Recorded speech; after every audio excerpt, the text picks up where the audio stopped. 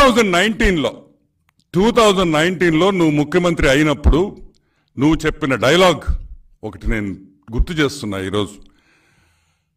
Chandrababu Naidu Telugu Desam party 5 మంది నుంచి 6 మందిని ఎమ్మెల్యేలు నేను తీసేసుకుంటే చంద్రబాబు నాయుడు గారికి అపోజిషన్ స్టేటస్ కూడా ఉండదు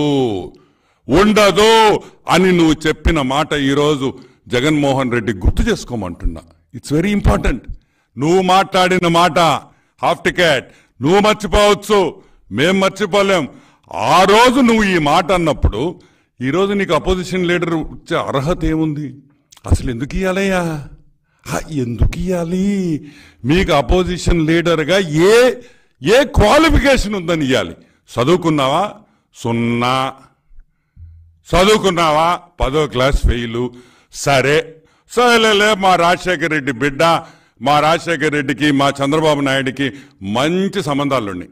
అంటే పొలిటికల్గా వాళ్ళిద్దరూ ఎంత విరోధులో అసెంబ్లీ అయిన తర్వాత కానీ అంత స్నేహితులుగా ఉండేవాళ్ళు. రాజకీయం అలానే ఉండాలి. మన ఎవరం భద్రశత్రువులం కాదు ఎవరికి. రాజకీయాల్లో ఎలక్షన్ ఉన్నప్పుడు మనం శత్రువులుగానే పోరాడతాం.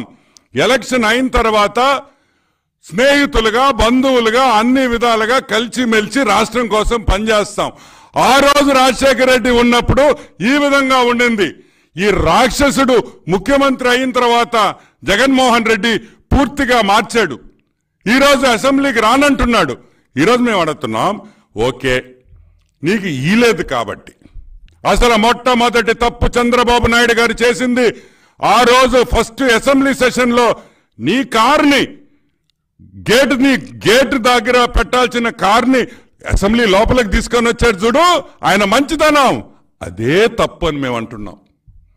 అదే మేము చేసిన పొరపాటు. మిగతా ఎమ్మెల్యేలాగా కారు బయట పెట్టి నడుచుకొని వచ్చి నీ చేత ప్రమాణ స్వీకారం అందరి ప్రకారం క్యూలో చేయించుంటే చంద్రబాబు నాయుడు గారికి రాజశేఖర రెడ్డి మీద ఉండే మమకారంతో వాళ్ళ బిడ్డ కాబట్టి నీకు అంత గౌరవం ఇచ్చాడు, అవసరం లేకపోయినా అని కూడా నేను మనవి చేస్తున్నా. అవునా కాదా?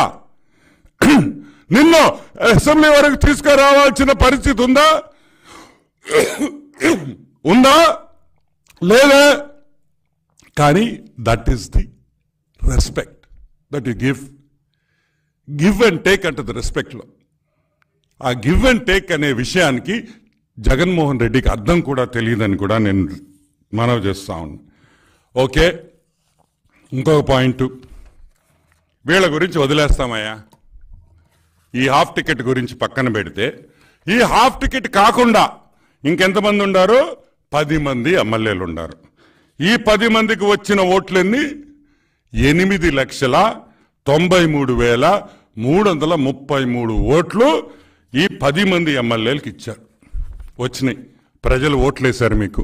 ఈరోజు మేము అడుగుతున్నాం, సరే మీ క్యాండిడేట్కి అయితే బుద్ధి లేదు, మీ జగన్మోహన్ రెడ్డికి రానన్నాడు, మీకేమైందిరే? ఎందుకు రారు మీరు?